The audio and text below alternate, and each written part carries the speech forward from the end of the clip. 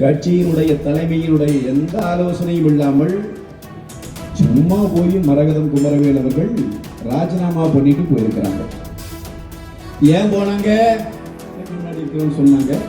நானும் ஊர்லாம் பேசுகிற போது மக்கள் பொதுவாக சொல்லுகிறார்கள், பெட்டி வாங்கி கொண்டு ராஜினாமா பண்ணியிருக்கிறார்கள். நான் உண்மையிலேயே சொல்லுகிறேன், திருவாளர் இந்த நாட்டினுடைய முதலமைச்சர் விஜய் அவர்களுக்காக நான் வருத்தப்படுகிறேன், பரிதாபப்படுகிறேன், இரங்கல் சொல்லுகிறேன்.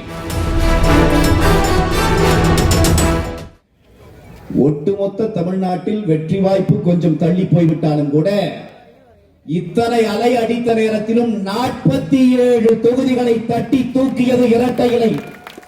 வரலாற்றில் என்றுமில்லாத அளவிற்கு ஆளுங்கட்சியை விட எதிர்கட்சி வரிசையிலே சட்டமன்ற உறுப்பினர்கள் அதிகமாக இருக்கிற ஒரு சட்டமன்றம் இன்றைக்கு அமைந்திருக்கிறது.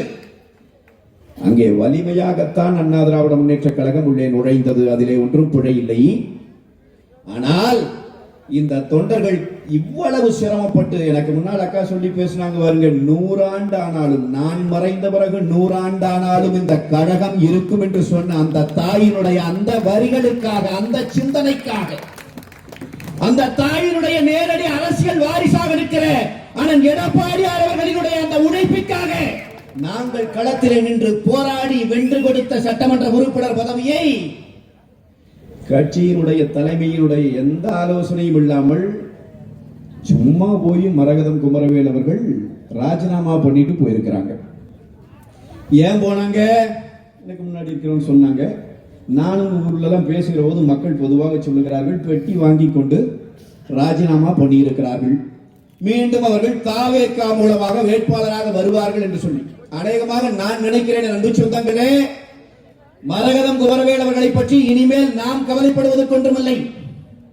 இத்தனை காலம் வெற்றி பெற வைத்த நம்முடைய மாவட்ட கழக செயலாளரான ஆறுமுகம் அவர்களை, நம்முடைய நாடாளுமன்ற உறுப்பினர் தளபால் அவர்களை, நம்முடைய புரட்சி தமிழர் பொதுச் செயலாளரான எடப்பாடியார் அவர்களையே இவ்வளவு மோசமாக பேசிவிட்டு போயிருக்கிற மரகதம் குமரவேல் இன்னும் ஒரு வெற்றியை கூட தராத தமிழக வெற்றி கழகத்தின் மாவட்ட செயலாளர் எல்லாம் என்ன பாடுபடுத்துவாரோ என்று நினைத்து பார்த்தால் அண்ணன் ஆறுமுகம் அவர்கள் எல்லாம் தப்பித்துக் கொண்டார். பாவம், யார் பெற்ற பிள்ளையோ அவன் மாட்டிக்கொண்டான். நான் உண்மையிலேயே சொல்லுகிறேன், திருவாளர் இந்த நாட்டினுடைய முதலமைச்சர் விஜய் அவர்களுக்காக நான் வருத்தப்படுகிறேன், பரிதாபப்படுகிறேன், இரங்கல் சொல்லுகிறேன். இவர்களை உருவாக்கி, இவர்களை வலுவேற்றி, இவர்களை மாமன்ற உறுப்பினர்களாக, சட்டமன்ற உறுப்பினர்களாக, நாடாளுமன்ற உறுப்பினர்களாக கொண்டு வந்து சேர்த்த இந்த கழகத்தை, உயர்ந்து நிற்கிற இரட்டை இலையை பார்த்தால் தன் உடம்பு முழுவதும் சிலிர்த்து நிற்கிற தோழர்களை கொண்டிருக்கிற இந்த இயக்கத்தை, அந்த இயக்கத்துக்கே இவ்வளவு பெரிய துரோகம் செய்துவிட்டு உங்கள் முன்னால் வருகிறார்களே, உங்களுக்கு அதை செய்வதற்கு எவ்வளவு நேரமாகும்? எனவே நீங்கள் சீட்டு கொடுங்கள், ஒன்றும் பிழையில்லை. அவருக்கு சீட்டு கொடுக்க வேண்டும் என்று நான் தாவேகாவின் தலைமைக்கு இந்த மன்றத்திலே இருந்து கோரிக்கை வைக்கிறேன். அவருக்கு சீட்டு கொடுத்தால் தாவேகாவிற்கு ஒரு 60,000 வாக்கு போட்டிருக்கிறாங்க இல்லையா, அவனுடைய வாக்கோடு சேர்த்து 1,00,000 வாக்குகளுக்கும் மேல் வெற்றி பெற்று இரட்டை இலை இந்த தொகுதியிலே வேண்டும். அவர்களுக்கு தெரியும் என்ன நடக்கும்னு போடுவாங்க. இவங்க போனதை பத்தி நாம ஒன்னும் பெருசா, அக்கா கூட எல்லாம் சொன்னாங்க, உண்மைதான். அவங்க எல்லாம் கூடயே பழகினவங்க, அவங்களுக்கு எல்லாம் அந்த கோபம் இருக்கும். இதுல கெட்ட வாய்ப்பு என்னன்னா, அந்த நேரத்தில் பிரச்சாரத்தில் சுற்றி சுழண்டு இருக்கிற போது என்னையும் கூப்பிட்டாங்க, எப்படியாவது ஒரு 1/2 மணி நேரம் வந்து பிரச்சாரம் பண்ணிட்டு போயிருங்கன்னா. நாங்க அவர்கள் வாக்குத்தான் பழித்திருக்கிறது. எப்படி இருந்தாலும் 1/2 மணி நேரம் இல்லை, நாள் கணக்கில் தங்கி மீண்டும் மதுராந்தகத்தில் பிரச்சாரம் பண்ணுகிற வாய்ப்பை அவரே உருவாக்கி கொடுத்திருக்கிறார். எனவே அதிமுக காரன் நெஞ்சை நிமிர்த்தி திமிரோடு தெருவிலே நீங்கள் நில்லுங்கள். நாம் எந்த பிழையும் செய்யவில்லை.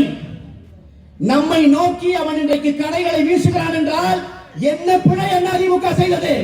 இரட்டை இலையை சுமந்து நின்ற தோழர்களை நான் உங்களை பார்த்து கேட்கிறேன், நாம் செய்த பிழை என்ன? 4 ஆண்டு முதலமைச்சராக இருந்த போது தமிழ்நாட்டுக்கு இந்தியாவில் எவனும் செய்யாத வகையிலே 11 மருத்துவக் கல்லூரியை கொண்டு வந்தாரு. அது அதிமுக செய்த பிழையா? அதுதான் எடப்பாடியார் செய்த பிழையா? ஊர் முழுவதும் இந்த தூர்வாருகிற பணிகளை மேற்கொண்டு இங்க மதுராந்தகத்தில் கூட மதுராந்தகத்தினுடைய ஏரியை தூர்வாரி ஆயிரக்கணக்கான விவசாயிகள் வாழ்க்கையை மேம்படுத்தினாரே, அதற்கு தான் எடப்பாடியாருக்கு தண்டனை கொடுக்க நினைக்கிறானா? அதுதான் நாம செய்த பிழையா? அதுதான் அதிமுக செய்த பிழையா?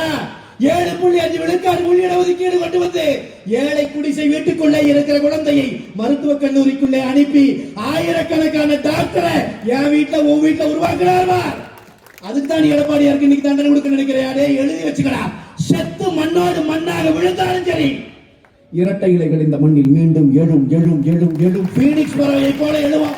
பிளே ஸ்டோர் மற்றும் ஆப் ஸ்டோரில் இருந்து பாலிமர் செயலியை QR கோடு மூலம் பதிவிறக்கம் செய்யுங்கள். செய்திகளை உடனுக்குடன் பெறுங்கள்.